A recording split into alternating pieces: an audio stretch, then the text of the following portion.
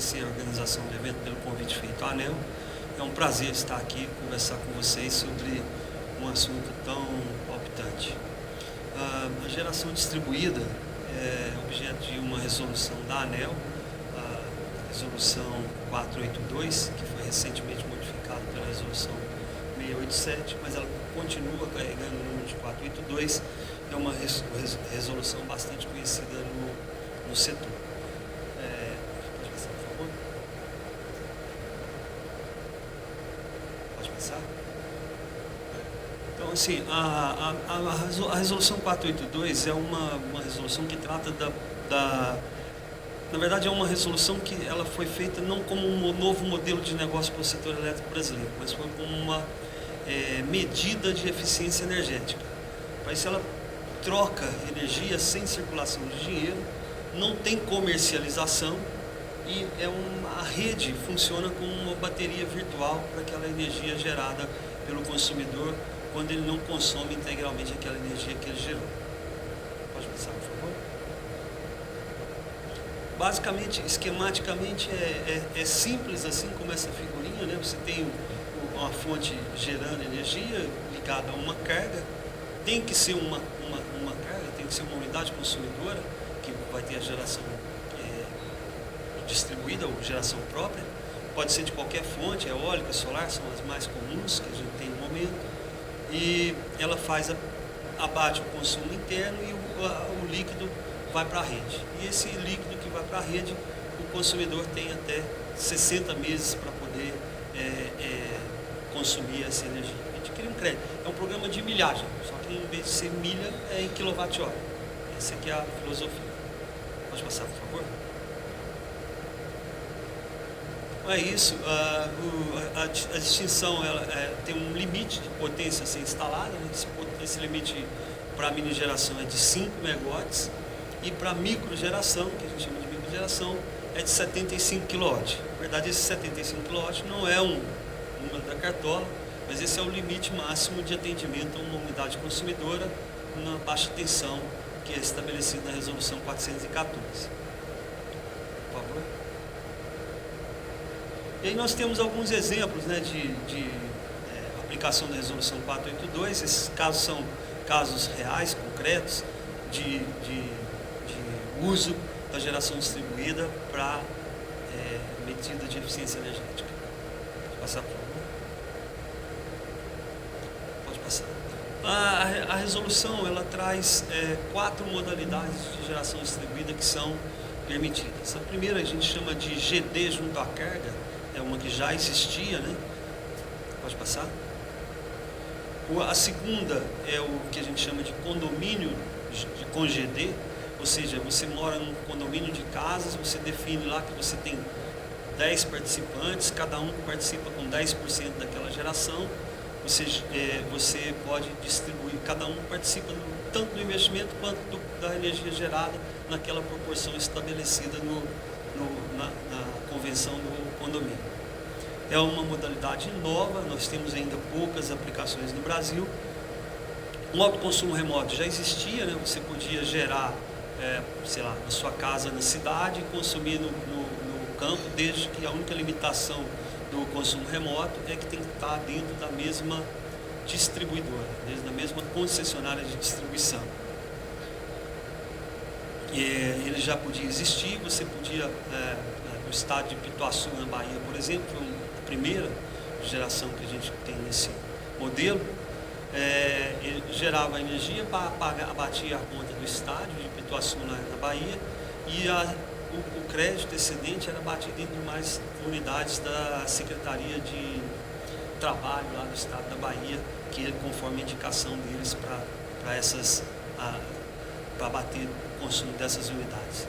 Próximo, por favor. E a quarta também é uma modalidade nova, que a gente chama de geração compartilhada, que são os consumidores reunidos em consórcio ou cooperativa. E aí também uma modalidade ainda que tem pouca penetração, a gente tem registros na ANEEL de poucas, acho que são 2 unidades nessa modalidade de geração compartilhada. Pode passar, por favor. Pode passar. pessoal, aqui para mostrar os números que a gente tem, né? Nós já passamos de 6 mil conexões nesse período de vigência da resolução 482. A gente acredita no potencial do mercado brasileiro para esse tipo de empreendimento e entendemos que por hora ainda não há necessidade de nenhuma medida adicional com relação à precaução. As distribuidoras estão muito preocupadas com eventuais perdas no seu mercado, né? Ontem eu tive a informação que a CEMIG, que o estado de Minas Gerais é o estado que tem o maior número de geração distribuída conectada nesse momento, segundo os números da própria CEMIG, ela perde 55 milhões de reais ano com essa geração distribuída. Esses 55 milhões é da receita requerida para o serviço de distribuição que ela tem lá. Isso tem mecanismos contratuais, no contrato de concessão, para que ela seja reposta a CEMIG esse montante que ela diz lá perder. Eu só estou citando o número, porque é o número que eu vi ontem deles lá. Pode passar, por favor. As conexões por fonte, disparado, a solar fotovoltaica, que tem o maior número de conexões, né? Ainda nós temos alguma coisa de biogás, de biomassa, e tem muitas ali, tem hidráulica, tem 5 ali, mas tem muitas CGHs, que são pequenas centrais geradoras de hidráulica, que estão migrando da modalidade de comercialização, que elas podem comercializar, migrando para a modalidade de troca, de permuta da resolução 482. Então, a gente deve ter um aumento significativo ali na hidráulica. E tem até casos que tem mais de uma fonte, tem solar e tem eólica. No Ceará tem um edifício que tem essas duas modalidades no prédio. E aí são os estados campeões, como eu disse, Minas Gerais, a Copel, no Paraná, são os estados que têm o maior número de geração distribuída nesse momento. Pode passar? Bom, o que a gente encara como desafio para aumentar esse mercado, para trazer mais benefícios para a rede, porque a geração distribuída ela é benéfica para o sistema de distribuição, ela é benéfica para o consumidor, ela traz vantagens para o consumidor, mas nós temos 3 problemas, que é uma questão tributária, que é o ICMS, que é alguns estados, dos 27 estados da federação, me parece que 24 já aderiram ao convênio 16, que possibilita a isenção do ICMS, ou seja, o ICMS só é cobrado pela geração líquida, pelo líquido consumido pela unidade consumidora, mas isso ainda é um problema, porque mesmo essa isenção, ou seja, essa possibilidade de cobrar somente pelo líquido, tem um prazo determinado no regulamento do CONFAS. Mas mesmo assim a gente tem trabalhado junto ao CONFAS no sentido de criar mecanismos mais perenes para que o consumidor possa fazer seus investimentos com mais segurança do que ele vai obter nos próximos anos. A questão do financiamento, ainda não existe uma linha de financiamento, não existe uma política pública para financiamento da geração distribuída. A ANEEL vem conversando com alguns órgãos de fomento, como o BNDES e a Caixa, para o lançamento de uma linha de financiamento, e mesmo junto ao Ministério de Minas e Energia, porque isso é uma questão de política pública, mas não tem ainda. Hoje o único mecanismo que a gente conhece de financiamento é o tal do Construcard da Caixa, mas as taxas de juros parece que não são muito atrativas. E a questão da divulgação, que é isso que a gente está fazendo aqui, na verdade o que estou fazendo é divulgar para vocês a resolução 482 e as possibilidades que tem de geração de energia elétrica com o uso dessa ferramenta, dessa tecnologia. Pode passar, por favor.